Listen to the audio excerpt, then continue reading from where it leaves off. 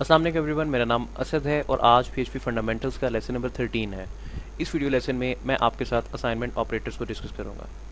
जैसा कि आप यहाँ पे देख सकते हैं, जितने भी असाइनमेंट ऑपरेटर्स हैं उनको मैंने ऑलरेडी यहाँ पे टाइप कर लिया हुआ है, just to save the time. तो इनको वन बाय वन देखते हैं। जब असाइनमेंट की बात आती है, इसका मतलब ये है कि हम किसी वेरिएबल के अंदर कोई वैल्यू स्टोर करवा रहे हैं। वेरिएबल में कुछ स्टोर करवा रहे हैं, वो कोई वैल्यू भी हो सकती है, वो किसी डायरेक्टली किसी वेरिएबल को भी आप दूसरे वेरिएबल को असाइन कर सकते हैं। इसका मतलब क्या है, इसको विजुअलाइज करते हैं।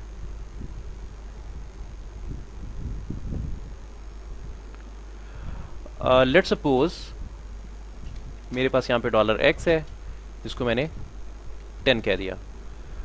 उसके बाद मेरे पास जो दूसरा वेरिएबल है वो $y है, उसको मैंने 30 कह दिया।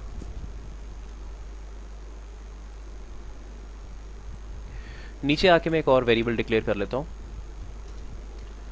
$z, और इसकी वैल्यू फिलहाल 0 है। कलर चेंज कर लेते हैं इसका। मेरे पास ये 3 वेरिएबल्स हैं, और 3 वेरिएबल्स जो हैं इनमें अगर मैं कोई काम इस तरह से करता हूं, फॉर एग्जांपल मैंने इसको उठाया, कॉपी, इसको यहाँ पे पेस्ट किया, और जो $y है मैंने इसको ऐसे लिख दिया। अब यहाँ पे हुआ क्या है, हमेशा एक चीज़ याद रखें, जो चीज़ दाएं हाथ पे आ रही होती है, यानी कि जो चीज़ राइट साइड पे आ रही होती है, राइट हैंड पे इक्वल के बाद, वो चीज़ लेफ्ट वाली साइड को असाइन होती है। उसकी जो भी वैल्यू है वो लेफ्ट वाली साइड को असाइन होती है। तो लेफ्ट साइड पे क्या है, वेरिएबल है।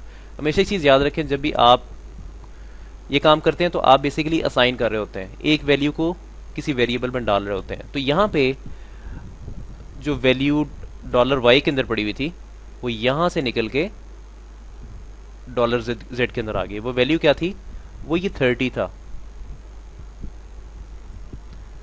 यहां पे मेंशन कर देता हूं 30। तो इस टाइम पे जो $z की वैल्यू है, अब वो 30 बन गई है, क्योंकि $y के अंदर जो भी वैल्यू थी वो $z को असाइन कर दी गई है। यहां पे लिखा हुआ है $z is equals to $y। तो $y किसके इक्वल है, वो 30 के इक्वल है। इसका मतलब ये है कि यहां से अगर मैं $y को रिमूव करूं तो मैं इसकी जगह 30 लिखूं, उसका मतलब सेम बनता है। फॉर एग्जांपल अगर मैं इसको कॉपी कर लूं और नीचे आके पेस्ट करूं, पेस्ट कर देने के बाद इस जगह पे अगर मैं 30 लिख दूं इंस्टेड ऑफ दिस $y, तो ये एक ही बात है।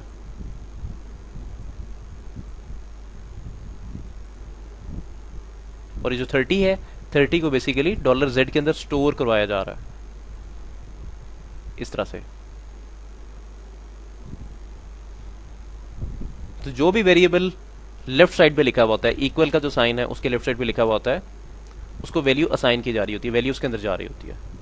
जो कुछ राइट पे होता है वो लेफ्ट वाले को असाइन किया जा रहा होता है।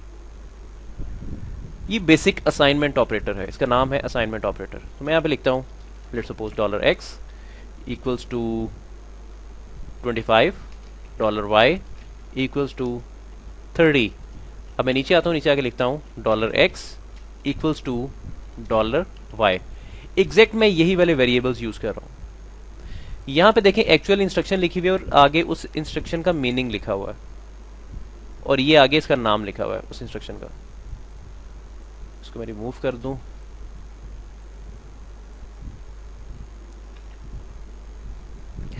अगर अब मैं $x की वैल्यू चेक करूंगा तो x में $y की वैल्यू पड़ी होगी, जो कि 30 है। मैं आपको दिखा देता हूं, स्क्रॉल डाउन कर लेते हैं थोड़ा सा। $x, अगर मैं ब्राउजर पे चलता हूं, रिफ्रेश करता हूं, तो मेरे सामने 30 आ गया। 30 किसकी वैल्यू थी, $y की।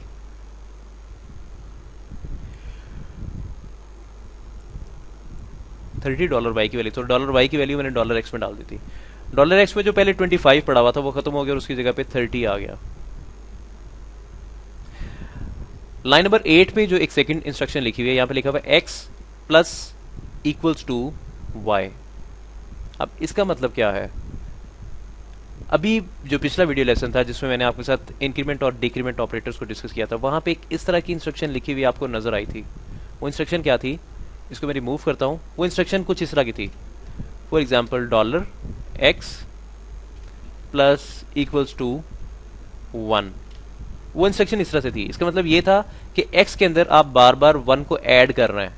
जितनी दफा ये इस इंस्ट्रक्शन को एग्जीक्यूट किया जाएगा उसमें 1 हमेशा ऐड होगा, 1 का इंक्रीमेंट होगा। यानी कि $x की वैल्यू भी 25 आ रही है। अगर मैं इसको एग्जीक्यूट करता हूं इस इंस्ट्रक्शन को, तो इसकी एग्जीक्यूशन के बाद $x की वैल्यू 26 हो जाएगी। मैं यहां पे लिख देता हूं एको $x। अगर इसको ब्राउजर में देखते हैं तो देखें 26 आ गया। अब यहां पे बताया जा रहा है कि $x में बार बार किसकी वैल्यू जा रही है, $y की। $y की वैल्यू उसको असाइन हो रही है और उसकी पुरानी वैल्यू में $y की वैल्यू ऐड हो रही है।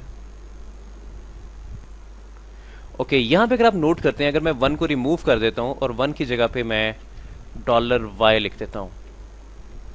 पहले 1 का इंक्रीमेंट हो रहा था, अब $y की जो वैल्यू है उतने का इंक्रीमेंट हो रहा है, यानी कि 30 का इंक्रीमेंट हो रहा है।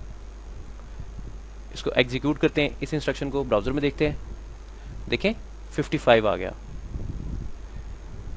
पुरानी वैल्यू क्या थी 25,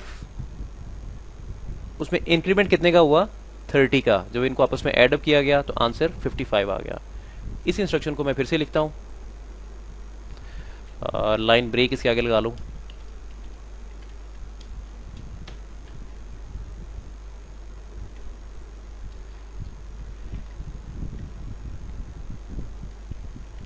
फर्स्ट इंक्रीमेंट 30 का हुआ 25 में, तो 25 प्लस 30 क्या बन गया 55। यहां पे 55 प्रिंट हो गया। नेक्स्ट टाइम जब ये इंस्ट्रक्शन कैलकुलेट हुई तो 55 में 30 और एड अप किया गया तो 85 बन गया। यहां पे 85 आएगा। ये देखिए 55 और 85।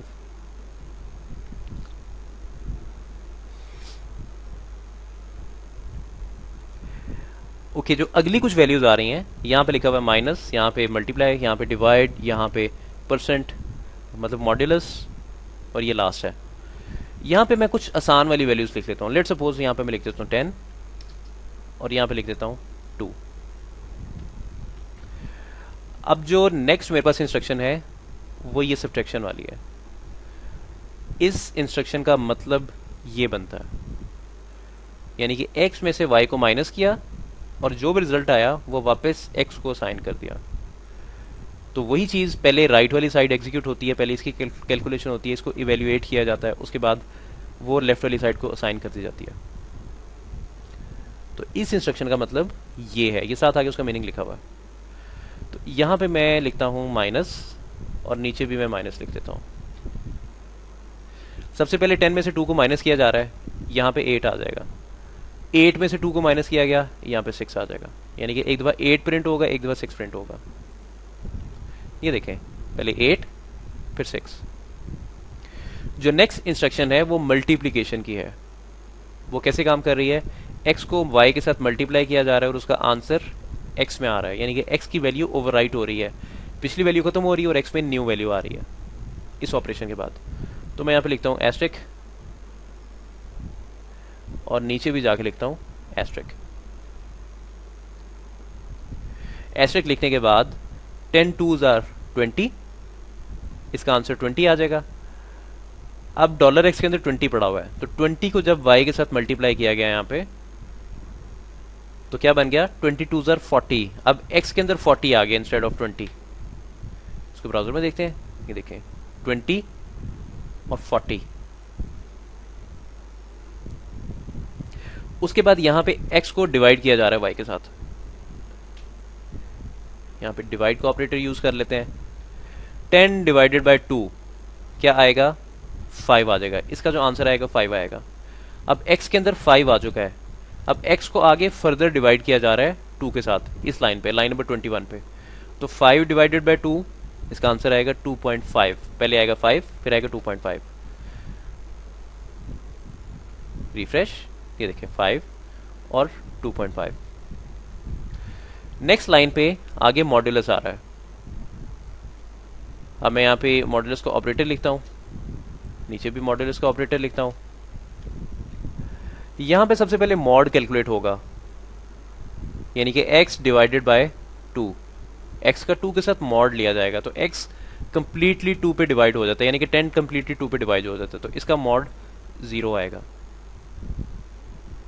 और उसके बाद जो अगली लाइन है इस पे भी इसका मॉड 0 आएगा, क्योंकि 0 डिवाइड अगर आप करते हैं किसी भी दूसरी वैल्यू के साथ तो उसका आंसर 0 ही आता है, उसका क्वोशंट भी 0 आएगा।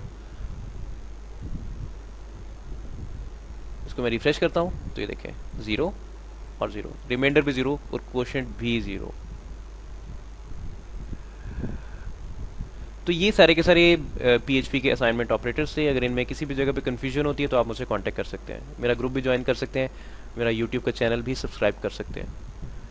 तो आज के लिए इतना काफ़ी है, इंशाल्लाह जो नेक्स्ट वीडियो लेसन है अब उसमें मुलाकात होगी, तब तक के लिए इजाज़त, अल्लाह हाफ़िज़।